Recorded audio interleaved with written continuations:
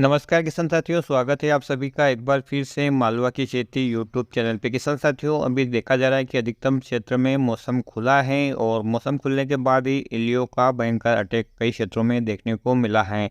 2-3 दिन दवाई छिड़कने के बाद भी कई किसान भाइयों को फिर से इल्ली की समस्या दिख रही है। और इस समय जो किसान साथियों जो वेराइटियाँ हैं अधिकतम शीघ्र पकने वाली, उनमें फली बनने की अवस्था है, फलियों में दाना भर रहा है। और जो लेट पकने वाली वेराइटियाँ हैं उनमें भी जहाँ पर शीघ्र बुआई हुई थी वहाँ फलियाँ बनने लगी हैं। और जहाँ पर फसल लेट हुई बुआई हुई थी वहाँ पर अभी वो फूलों वाली अवस्था में है। इस समय किसान साथियों यदि हम देखें तो इल्लियों के अटैक से सबसे ज़्यादा नुकसान होता है, क्योंकि अब वो पत्तियों को नहीं खाकर केवल फलियों को और फलियों के अंदर के दानों को खाती हैं।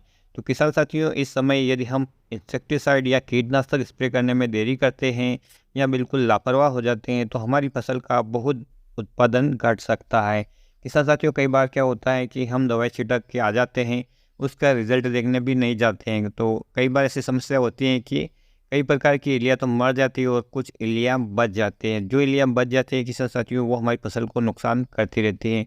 और जब हम बाद में जाकर देखते हैं तो बहुत सारी फलियाँ खाई हुई देखने को मिलती हैं और तब तक हमारा काफ़ी नुकसान हो चुका होता है। तो किसान साथियों, जब आपकी फसल फली अवस्था में आ जाए उस समय आपको न केवल पत्तियों को देखकर बल्कि पूरे पौधे को देखकर ही कीटों का अंदाज़ा लगाना पड़ेगा कि आपके खेत में कितने कीट सक्रिय हैं, कौन से कीट सक्रिय हैं और वो कितना नुकसान कर रहे हैं। अब आप पत्तियों को देखकर बिल्कुल भी अंदाज़ा ना लगाएं, अपने खेत में जाएं और वहाँ की मॉनिटरिंग करें, अलग अलग क्षेत्र खेत में घूमें और वहाँ पर पौधों को हिलाकर देखिए, फलियों को देखिए कि कीटों द्वारा खाई हुई तो नहीं है, क्योंकि कई क्षेत्रों में भयंकर इल्लियों का प्रकोप बना हुआ है। कुछ किसान साथियों के मेरे पास फ़ोन भी आए और कुछ किसान भाइयों ने कमेंट के माध्यम से भी पूछा कि मैंने अभी 4 दिन पहले स्प्रे किया, इल्लियाँ मरी नहीं, तो मैं फिर कौन सा स्प्रे करूं। तो किसान साथियों, किसी भी स्प्रे करने से पहले आपको ये देखना है कि आपके खेत में किस प्रकार की इल्लियाँ हैं और उन इल्लियों के लिए ही जो इंसेक्टिसाइड बने हैं उनका ही आपको स्प्रे करना है।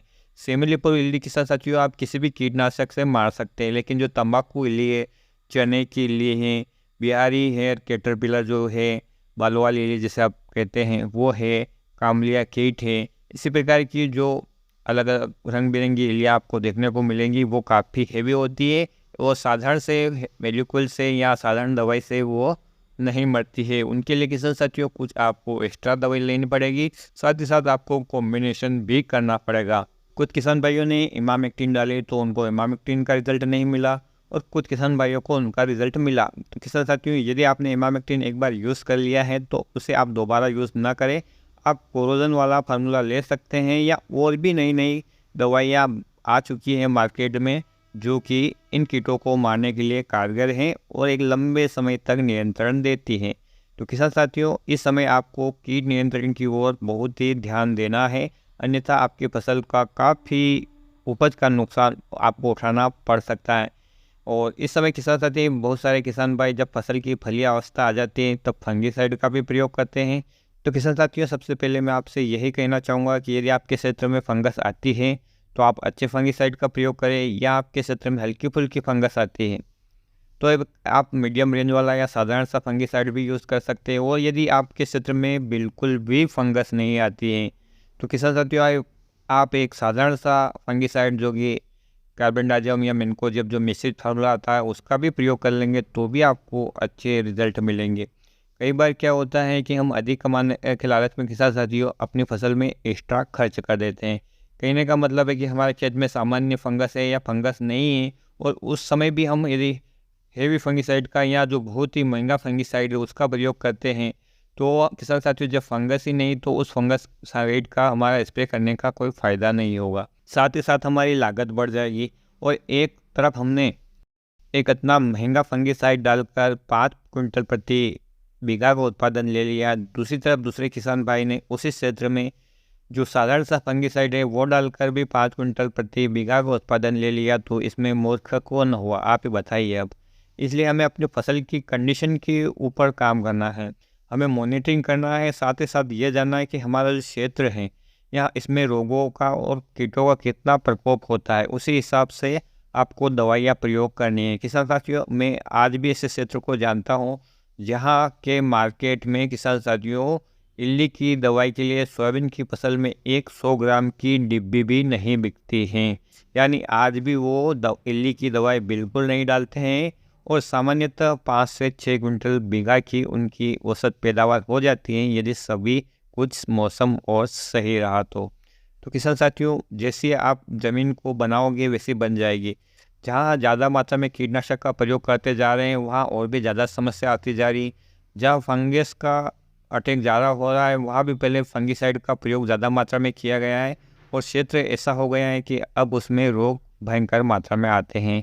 यदि मैं अपने ही क्षेत्र की बात करूं मंदसौर की, तो किसान साथियों यहाँ भी बहुत ही कम किसान भाई फंगिसाइड का प्रयोग सोयाबीन की फसल में करते हैं, क्योंकि यहाँ पर इस प्रकार की अभी तक रेसिस्टेंट क्षमता बनी हुई है जिसके कारण कि किसानों को एक्स्ट्रा खर्चा नहीं करना पड़ता है। कुछ किसान भाई इसका प्रयोग करते हैं तो भी उन्हीं की उतनी सोयाबीन हो रही है जितनी जो प्रयोग नहीं करता है उसकी। इसलिए हमें अपनी फसल में लागत उसी हिसाब से लगाना है जितनी उसकी ज़रूरत है। साथ ही साथ हमें अपना बजट भी देखना है कि हमारा बजट कितना बैठ रहा है और हमें इस फसल से आमदनी कितनी हो सकती है। ऐसा नहीं है कि हम इसमें इतना लगा दें कि बाद में हमारे पास कुछ बचे ही नहीं।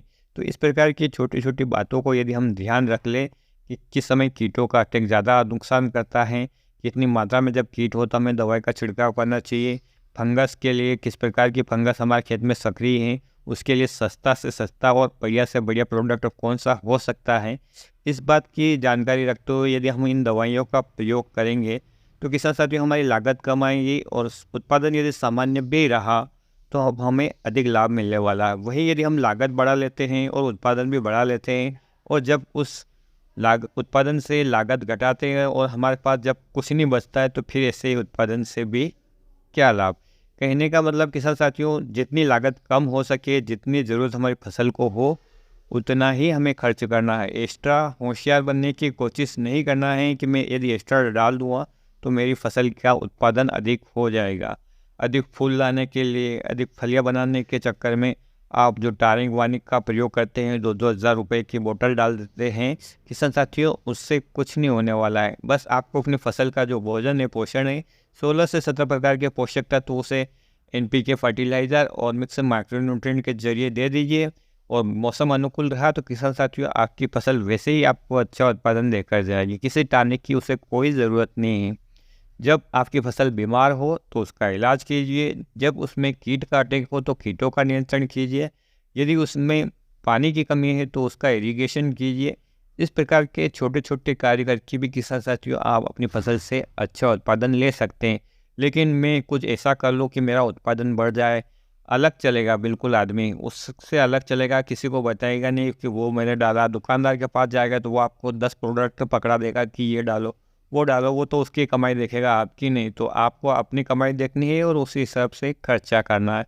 तो किसान साथियों आज की वीडियो में इतनी जानकारी, उम्मीद करता हूँ कि आपको पसंद आएगी। पसंद आए तो प्लीज़ वीडियो को लाइक कीजिएगा, चैनल को सब्सक्राइब कीजिएगा और अन्य किसान भाइयों के हित में इस वीडियो को शेयर कीजिएगा। फिर मिलते हैं एक नए वीडियो में एक नई जानकारी के साथ। तब तक ख्याल रखिए आप अपना, अपने परिवार का, अपने पशुधन का और अपनी फसलों का। वीडियो देखने के लिए आपका बहुत बहुत धन्यवाद। जय हिंद, जय जवान, जय किसान।